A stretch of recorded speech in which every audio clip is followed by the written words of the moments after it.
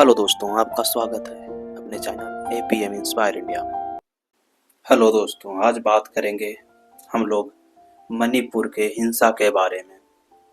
जो मणिपुर इतनी सुंदर वादियों से घिरा हुआ है, वह कैसे आग से झुलस रहा है। चलिए जानते हैं मणिपुर के शुरुआत होने से लेकर अब तक की सारी बातों को। मणिपुर को जानने के लिए हमें सेवन सिस्टर को जानना होगा, जो पूर्वोत्तर राज्य के रूप में जाना जाता है।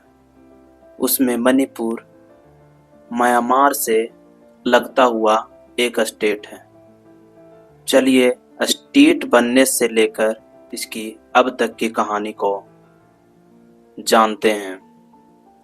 साल 1991 में मणिपुर को ब्रिटिश शासन द्वारा अपने अधीन कर लिया गया। उस समय इसका नाम कांगली पाक था। कैसे कांगली पाक से मणिपुर में बदला, अब आगे जानते हैं। भारत को आज़ादी मिलने के बाद मणिपुर 1947 में अपना खुद का संविधान बनाया और लोकतांत्रिक देश अपने आप को घोषित किया। उसके बाद आता है साल 1949 को मणिपुर भारत के साथ विलय पत्र पर हस्ताक्षर कर 15 अक्टूबर 1949 को भारत का हिस्सा बन जाता है। उस समय भारत द्वारा उसे केंद्र शासित राज्य का दर्जा दिया जाता है, लेकिन समय गुजरने के साथ 21 जनवरी 1971 को पूर्वोत्तर राज्य एक्ट आता है और 1972 में मणिपुर को पूर्ण राज्य का दर्जा मिल जाता है। मणिपुर में हो रहे दंगे को समझने के लिए हमें उसकी ज्योग्राफी समझने की जरूरत पड़ेगी। तो हम लोग देखें कि क्या कारण रहा जिससे मैतेई और कुकी जनजातियों में इस तरह से हिंसा भड़की कि शांत होने का नाम नहीं ले रही है। तो इसका कारण हमें मणिपुर की ज्योग्राफी से ही पता चलेगा। इम्फाल एक चारों तरफ पहाड़ियों से घिरा हुआ क्षेत्र है, जहां मैती समुदाय के जनजाति रहते हैं। वहीं पहाड़ के तरफ कुक्का जनजाति के लोग रहते हैं। जो इम्फाल के समतल भूमि पे रहते हैं मैतेई समुदाय के लोग, वो मात्र मणिपुर का 10% लैंड पर कब्जा किए हुए हैं। वहीं कुकी जनजाति 90% लैंड पर अपना कब्जा किए हुए है। लेकिन जनसंख्या मैतेई जनजाति का अधिक है। उसकी जनसंख्या 50 से 52% के बीच आती है, जो मात्र 10% लैंड पे गुजर बसर कर रही है। लेकिन जितना भी फर्टिलाइज्ड लैंड है वह मैती जनजाति के अंतर्गत ही है।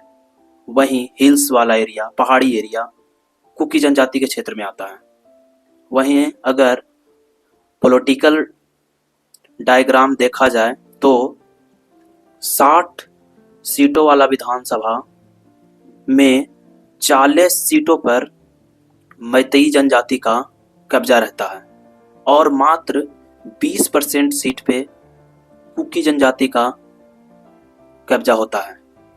इस प्रकार जब से मणिपुर राज्य बना है तब से आज तक कोई भी कुकी जनजाति का सीएम नहीं बन पाया है, क्योंकि उसके अंतर्गत बहुत कम सीटें होती हैं।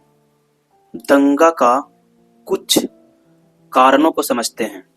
मैतेई को एसटी जनजाति में शामिल करने के लिए एक विधेयक लाया गया और उसे विधानसभा से पास किया गया, जिससे कुकी जनजाति बहुत गुस्से में आ गए।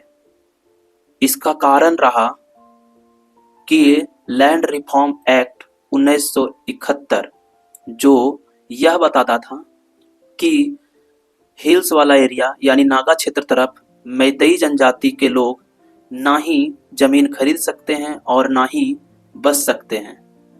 लेकिन इस एक्ट ने उस प्रावधान को ब्रेक किया और अब मैतेई जनजाति इस प्रकार मैतेई जनजाति आगे लैंड खरीद सकते थे।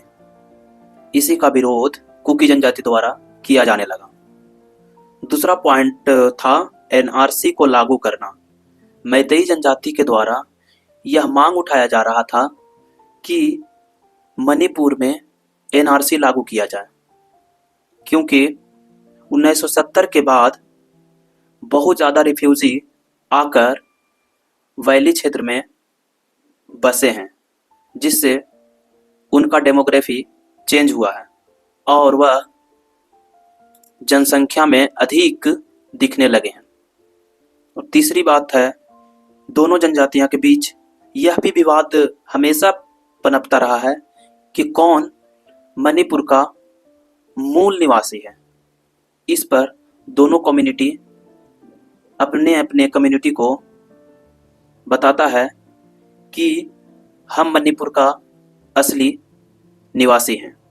इसी कारण से मैतेई और कुकी जनजाति के बीच यह खूनी संघर्ष जारी हुआ, जो 2 सालों से लगातार चलता आ रहा और आज राष्ट्रपति शासन लगाने की नौबत आ पड़ी, क्योंकि यह दंगा रुक ही नहीं रहे थे। और इसमें देखें, इस दंगे को भड़काने में कहीं न कहीं बाहरी देशों का बहुत बड़ा योगदान रहा है, क्योंकि दोनों जनजाति के पास अपने अपने हथियार, automatic guns, drone attack, RPG rocket इत्यादि सभी रखे हुए हैं, जिससे यह साफ पता चलता है कि इनकी फंडिंग कहीं न कहीं बाहर से तो हो रही है। वहीं हमारे प्रशासन भी वहाँ 2 भागों में बटा हुआ दिखता है। सेंट्रल आर्म फोर्स मैती जनजाति को सपोर्ट कर रहे हैं, वहीं वहाँ के लोकल फोर्स कुकी जनजाति को सपोर्ट करते हैं, जिससे इस विवाद का निपटारा करने में बहुत ज़्यादा प्रॉब्लम आ रही है। वहीं मणिपुर बहुत साइड वाली राज्य है, जहाँ एक तरफ नागालैंड तो दूसरी तरफ त्रिपुरा और पूर्वोत्तर साइड में म्यांमार पड़ता है, जिससे वहाँ कनेक्टिविटी भी सही ढंग से नहीं पहुँच पा रही। यही कारण है कि दंगा को शांत करने में वहाँ का प्रशासन असफल रह रहे हैं। Thanks for watching.